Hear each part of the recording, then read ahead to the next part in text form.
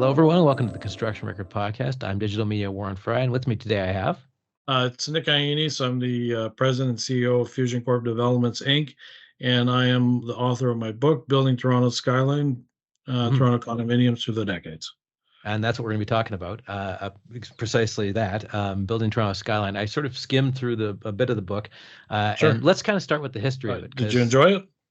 Yeah, well, what little I was able to look at, yes, I did enjoy. I'm always fascinated by cities and how they develop, and this is an example of that. And Toronto is, of course, Canada's biggest city, but you start with not just that, but how like other cities sort of led the charge. Like New York is kind of the gimme, right? New York is the one that, but I would assume other places like Chicago and other big hubs at the time in the 1850s, 1880s, around then, were sort of another way for Toronto to go, hey, look, or was how much of it was independent of anything else? It was just Toronto building itself up on its own.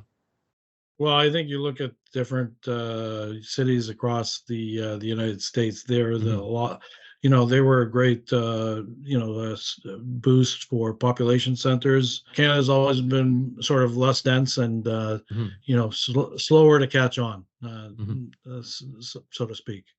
At the end of and the of day. course, we had to build the railway in order to connect everybody together in the first place, whereas U.S. didn't have as much of a problem with that. Exactly.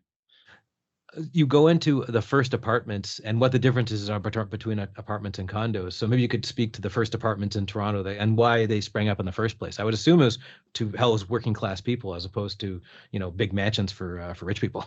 So I mean, it's the before the apartment building was the boarding houses that were rampant across Toronto, and so they were places where people would rent a room, and there would be a common space where even the meals would be shared and paid for by the tenant at the time, or the renter. And basically these were basically all over Toronto, and they were, as I said, the precursor to the apartment building style, and even widows at the time, or ladies, single ladies, this was their only means of income for quite a long time, where they could be respectfully renting rooms to people and earning an income that way. All sorts of fascinating stories about, in terms of how ladies would have to be in a place where there were also men, because then it would be considered possibly a brothel. And so there were respectability issues attached with boarding houses and whatnot. So the boarding house was basically the precursor to the apartment building. Now, with Toronto specifically, and I speak from an area of naivete there, I've been to Toronto a bunch of times, but I grew up in Edmonton and I live in Vancouver, two cities that don't really have old buildings per se, really, when you get right down to it, compared to Toronto. And I notice when I go around that there's a lot more older buildings. So it sounds like some of these have survived. But I also, like I said, I don't live there. I don't know if that's the fact or not. So maybe you could enlighten me one way or the other if that's the case. Yeah, well, we do have, even Toronto has modernized itself, and a lot of the old heritage buildings were demolished back in the 60s and 70s, which is unfortunate. You go to places like Montreal, they have the old city center in Montreal, which is incredible. But we do have some beautiful buildings in Toronto. There's no question about it. But was your question, do these apartment buildings still exist? Yeah. Many of them, the first ones do not exist. Most of them are tear down, but you would see quite a few old heritage apartment buildings still in Toronto. You also break down the difference between apartment buildings and condominiums. When did that shift start happening, and what kind of was that shift? Well, it didn't start initially. We had a lot of periods of economic prosperity, and I guess there were a lot of fads in terms of home desires at the time. So a lot of the detached housing or wartime housing was very popular at the time. And then, probably there was a shift in the 70s to late 60s and 70s into apartment rental housing more so. There was much of a boom in terms of apartment rental housing. And then, then condo legislation started to take off. And in terms of the condo legislation, I would say that the biggest legislation that kicked it off was basically allowing families to live in condos and whatnot. So Hmm. so that changed the rules for condos. That's when condos started becoming more popular. And further to that, we had the Greenbelt legislation in the early 2000s, which Right. really started the boom of Mhm. what we see today. And now you got two different chapter titles: a slow start about the 70s, and then explosive growth right afterwards, chapter 8. Yes. So maybe you could explain what the slow start was and how the growth occurred. You just mentioned the green belt, but that was after, post the 80s. Yes. So the explosive growth was legislation with respect to Hmm. legislative changes that occurred, and that essentially that was through like I would say the late 90s to early 2000s, and also the ownership type of the condo where they went from very restrictive rules and bylaws to allowing it for all sorts of people, including families, and that's really what changed the condo market. Hmm. And in the 70s, primarily, the house was the choice, primary choice for people who wanted to live in Toronto. But in terms of the rental housing, it picked up in the 70s. There were various government programs that initiated apartment rentals in Toronto, but the condo market didn't. The condo model didn't pick up until the 80s and 90s, and obviously the 2000s and on. And now Hmm. it's about 60% of the choice of housing in Toronto. Right. And well, the name of the book is Building Toronto Skyline. That makes one think of high rises, but that's not where it started. It started with low rises and with various other. So maybe you could explain the different kinds of styles that were adopted at first and how they kind of became. Vancouver's very similar, a lot of high rises, which kind of became the defining feature. Yeah, so I mean, these are all products of an evolution over time. You start off with a probably more of like a smaller density. There's a lot of NIMBYism in Toronto. Hmm. Even back in the early 1900s, people were against the apartment building style from the beginning. Hmm. So as we move on to the style of condo, land prices became in higher demand, which raised the price of land, and then eventually we had to increase the density of the condo. So now we're looking into high density condo style Hmm. living or high rises. And really, it's a matter of economics at the end of the day. We have to maximize density because the land prices are so high and the construction costs are so high. So, and you know what? And also, like I said, legislative or planning changes in the Planning Act. So, in terms of official plans that the city of Toronto adopted over time.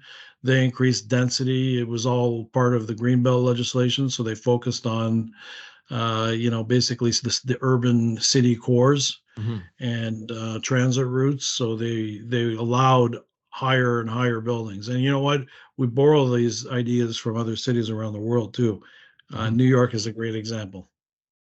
I was staying in Bathurst last year for a couple of weeks for work, and I noticed it's one of the neighborhoods that hasn't been condoified yet, and there was certainly a lot of graffiti extolling that. So, what is some of the conflict? It's not just the rich neighborhood that wants just houses; it's usually other factors too. What resistance do you see to condos, and what advantages do you see that longer term you see develop when condos are built?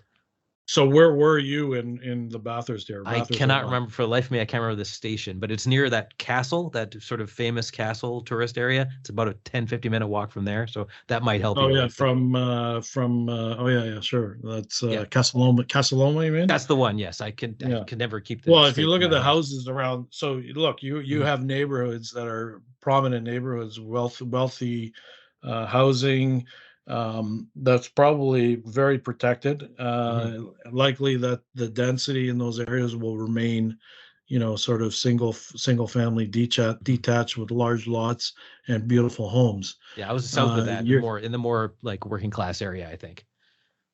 Yeah, well, even so, the working class area becomes very popular too, as well, Hmm. Hmm. eventually. And they tend to, there tends to be a lot of redevelopment with some of those, even some of those lower class houses Hmm. of the time. I think it's about, basically primarily it comes from the planning strategy in the Hmm. city, and what densities they'll allow, and it'll basically that drives pretty much the amount of intensification you'll see in certain areas. Hmm.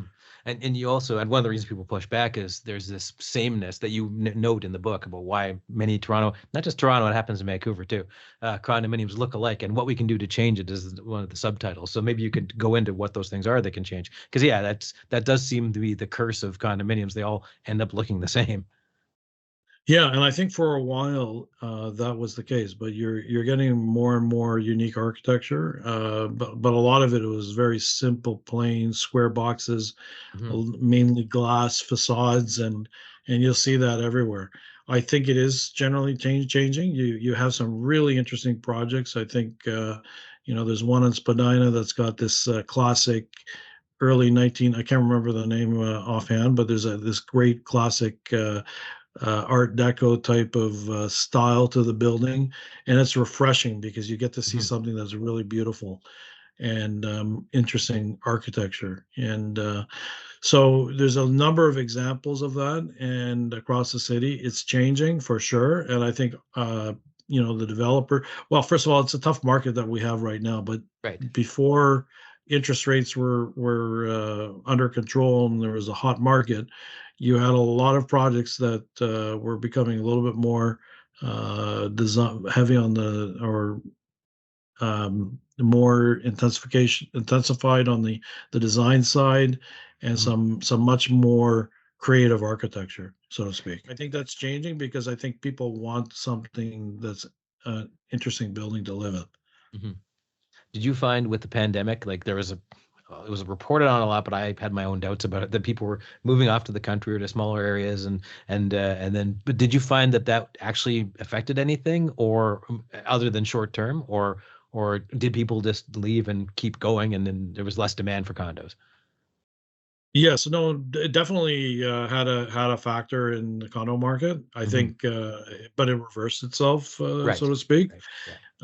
And I think it all depends on the type of job you have. It's preferences. There's people that have left and they didn't come back, Hmm. but a lot of people have regretted that decision because Hmm. they don't want to live out. They want to live in more, urban city centers and whatnot. Hmm.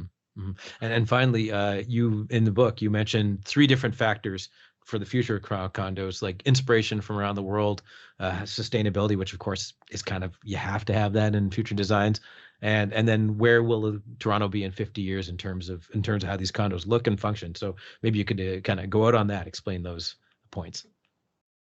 Yeah, so that's good to note. Like I think we have to have a higher level of thinking when we're designing these buildings. For example, I do a lot of building conversions. We take a church that was built in the early 1900s. Did they ever say to themselves, "Well, is this going to be a condo one day?" Hmm. I highly doubt it.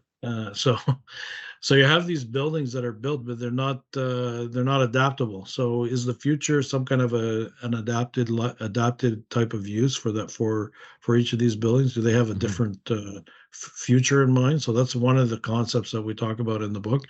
Sustainability, yes, is a must. Like I think certainly, whether you are in terms of the global warming side, you definitely have to think about the future of how we build and our impact on the environment, and how do we do this so things are built in a more sustainable manner. We should be using materials. The industry is slow to change too. It's Hmm. tough. The construction industry. You have people who are you have a wide range of people. You have the workers. You have experienced, sophisticated managers and financiers. The industry is definitely ready for some major change. I Hmm. hope it changes over time. You have artificial intelligence coming into the mix. different means and methods of construction.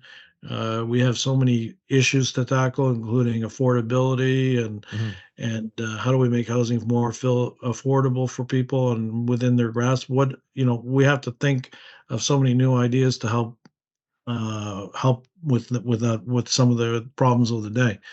But we have to look to the past sometimes to find those solutions as well. One of the things that's interesting is that you always have to look for trends. You look at you see all these old issues, they're still around today. NIMBYism was there back in the day, and it's here again as well today. There's definitely some aggressive policy changes as of recently in terms of housing policy. We see that there are some interesting programs. People are starting to think outside the box, but I think we're not quite there yet. I think and what will be the future? I mean, are we all going to live in condos? I mean, it seems to be like that's definitely the trend. However, we should find a mixture and look for a balanced approach and look for condo living and also maybe some changes to the detached dwellings that we see. Maybe there's more units that are or more possibility of getting rental units in those small detached houses, including that as possibly a policy change. But it looks like it's the future of condos is challenging. Ownership is more challenging, and rental seems to be more of the option out there for most people, which is unfortunate in my opinion, because I think home ownership real estate ownership is a great thing. And finally, if people want to find this book and read it, where should they go to find it? Well, you can find it on Amazon.ca or Amazon.com, and just type in my name, Nick Ainis, or Building Toronto Skyline, and you will find the book on Amazon, and it will get shipped to you within a couple of days. Okay, great. Thanks for joining us today.